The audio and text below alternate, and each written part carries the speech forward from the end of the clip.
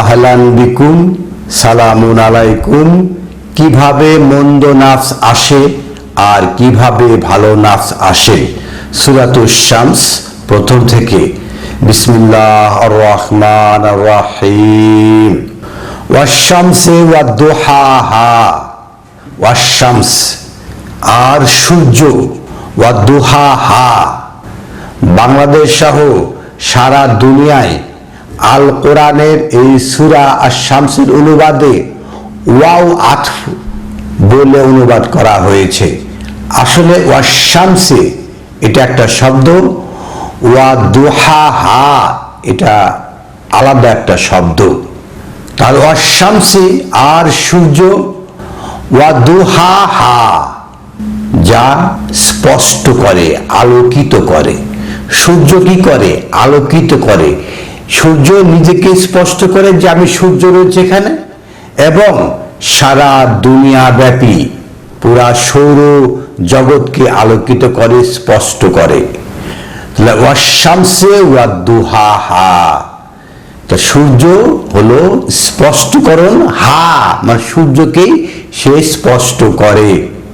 ওয়াল কামারি ইজা তালাহা, ওয়াল কামার সাদা স্বচ্ছ ধবধবে হয় চন্দ্র, ইজা মানে যখন, তালাহা যে তালা মানে অনুকরণ করা, পদাঙ্ক অনুসরণ করা, অনুগামী হওয়া প্রভৃতি।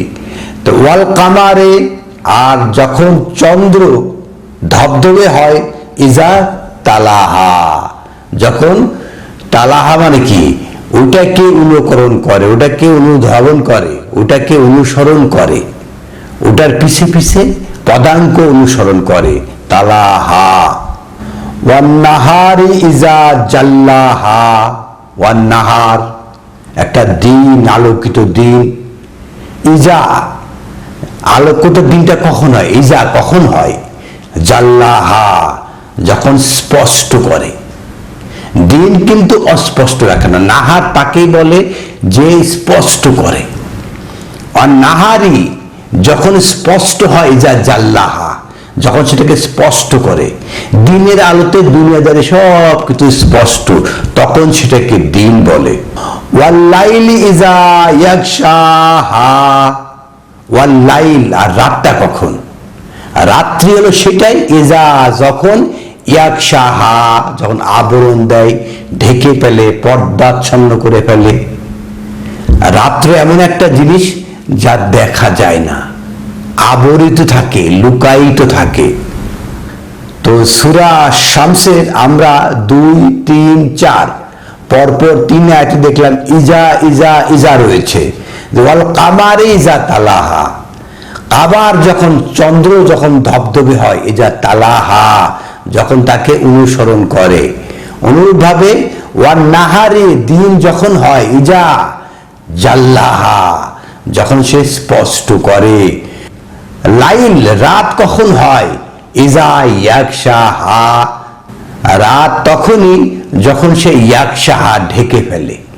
এটা কখনো সূর্যকে মিন করে না, রাত কখনো সূর্যকে ঢাকতে পারে না। সূরা শামসের 5 নম্বর আয়াতে এসে বলা হচ্ছে ওয়াস সামাই ওমা বানাহা, ওয়াস সামাই আর আকাশ। আকাশ মানে কি? ঊর্ধ্বলোক, মানুষের জ্ঞান জগৎ। ওয়ামা এখানে মা হলো, ওয়ামা যা বানাহা যখন আকাশ কখন হয়? যখন এটা কারিগর হয়, যখন কিছু তৈরি করে। আকাশ কাকে বলে? ওমা বানাহা যা কিছু তৈরি করে সেটাই হলো আকাশ। মানুষের ঊর্ধ্বলোক, এই যে বডি দেহ রয়েছে এর ঊর্ধ্বলোক হলো মাথা, মাথার মধ্যে মস্তিষ্ক রয়েছে, এই যে পিছনে ছবি দেখতে পাচ্ছেন। ওয়াস সামাই আর আকাশ ঊর্ধ্বলোক হলো সেটাই, ওমা বানাহা যা কিছু তৈরি করে।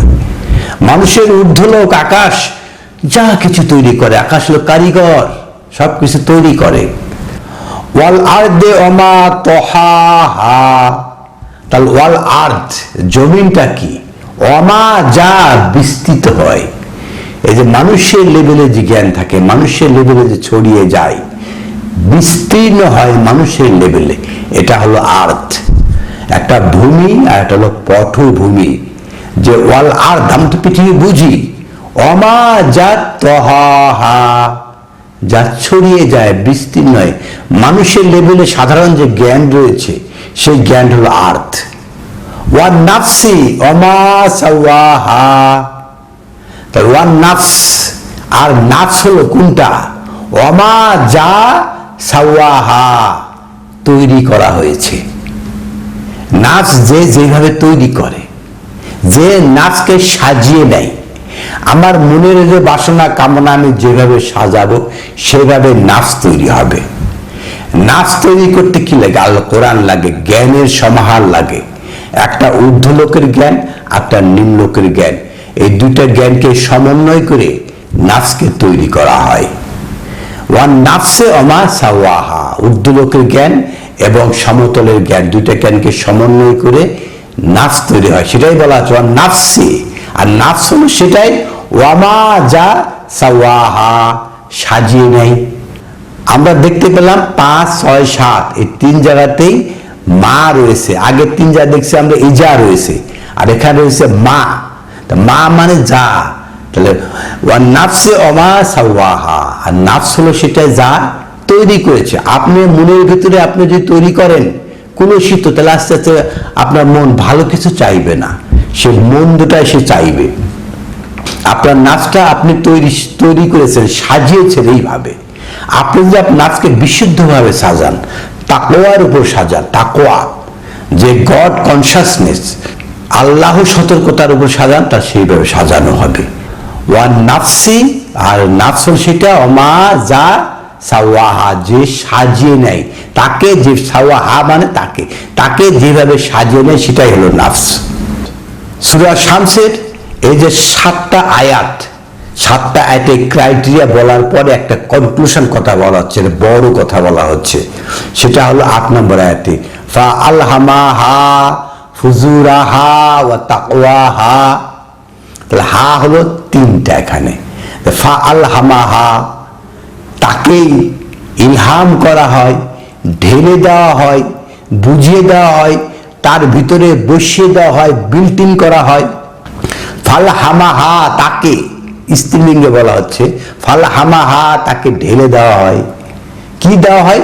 ফুজুরাহা, সে যেভাবে নাচকে সাজাচ্ছে, মন্দটাকে যখন সে মন্দ সাজাচ্ছে তাকে মন্দই ঢেলে দেওয়া হয়। ওয়া তাকওয়াহা, আর যদি তাকওয়া সাজায়, সে তাকওয়া গড কনসাসনেস, আল্লাহ কনসাসনেস, খোদা সচেতনতা যদি সাজায় নিজেকে, খোদা যে কি সেখান থেকে আমার কি সচেতন হতে হবে সেটা যদি সাজিয়ে নেয়, তাহলে নাফস সেভাবে সাজবে। সেটাই আগের রাতে বলা হয়েছে ওয়ান নাফসে মা সাওয়াহা, আর নাফস হলো সেটাই সে যেভাবে সাজিয়েছে, সেভাবে যেভাবে আপনি সাজাবেন, ফা আলহামাহা, সেটাই ঢেলে দেওয়া হবে তার মধ্যে। তাকে ফুজুরাহা, সে মন্দ যেটা চাচ্ছে তার নাফসটা মন্দভাবে তৈরি হবে। ওয়া তাকওয়াহা, সে সচেতনতা চায়, তাহলে যে আল্লাহ কনসাসনেস, এটা সচেতনতা বৃদ্ধি পাবে। ফলাফলটা কি দাঁড়াবে? কদ আফলাহা মান যাক্কাহা, কদ আফলাহা, কদ মাজি কারিব, নিকটে, কদ আফলাহা, সে সফলতা পেয়ে গেছে। মান যাক্কাহা, পরিষ্কার করা হলো। যে তাকওয়া দিয়ে নাফস সাজায়, যেখানে নাফসের যে কুলুষিত পরিষ্কার করে তাকওয়া দিয়ে সাজিয়েছে, কদ আফলাহা, সে তো সফল কাম। মান যাক্কাহা, সে তো সফল হয়েছে। যে এই নাফসকে বিশুদ্ধভাবে একদম পরিশুদ্ধভাবে পরিষ্কার করে সাজিয়েছে, সেই সফল কাম হয়েছে। আলহামদুলিল্লাহ। আমাদের প্রয়োজন কদ আফলাহা, আমরা একটা সফলতা চাই। আফলাহা, সফলতা চাই। ফালাহ চাই, হাইয়া আলাল ফালাহ, আমরা ফালাহ চাই। মান যাক্কাহা, যে পরিশুদ্ধ করেছে তার নাফসকে। ওয়াকাদ খাবা মান দাসাহা, ওয়াকাদ খাবা, আর সেই তো ব্যর্থ। কে মহাব্যর্থ? কাদ খাবা, সেই মহাব্যর্থ। মান দাসাহা, যে ষড়যন্ত্র করেছে, কুলুষিত করেছে কিসের? এই নাফসকে ফুজ্জার তৈরি করেছে। নাফসকে সেইভাবে তৈরি করতে পারে নাই। নাফসের মধ্যে ফুজুরাহা, যত কুলুষিত, যত শয়তানি, যত ষড়যন্ত্র, এগুলো দিয়ে নাফস সাজিয়েছে, সে হলো মহাব্যর্থ। সুপ্রিয় দর্শক শ্রোতা, আমরা মহাবিশ্বকর গ্রন্থ আল কোরআন থেকে সূরা আশ-শামসের 1 থেকে 10 আয়াত পাঠ করে শোনালাম, অর্থসহ, বাংলা অর্থসহ। এই আলোচনা সারা দুনিয়ার মানুষের কাছে পৌঁছে দেওয়া আপনার দায়িত্ব। তাই আপনি যদি আমাদের চ্যানেলে সাবস্ক্রাইবার হয়ে থাকেন, তাহলে অবশ্যই এই ভিডিওটা শেয়ার করে সারা দুনিয়ার মানুষের কাছে পৌঁছে দিন। আর আপনি যদি আমার চ্যানেলে সাবস্ক্রাইবার না হয়ে থাকেন, নতুন শ্রোতা হয়ে থাকেন, তাহলে আপনি আমাদের চ্যানেলে সাবস্ক্রাইবার হয়ে আমাদের পরিবারের সদস্য হয়ে যান। নিশ্চয় আপনি আল কোরআন থেকে পর্যায়ক্রমে অনেক কিছুই জানতে পারবেন। আলহামদুলিল্লাহি রাব্বিল আলামিন।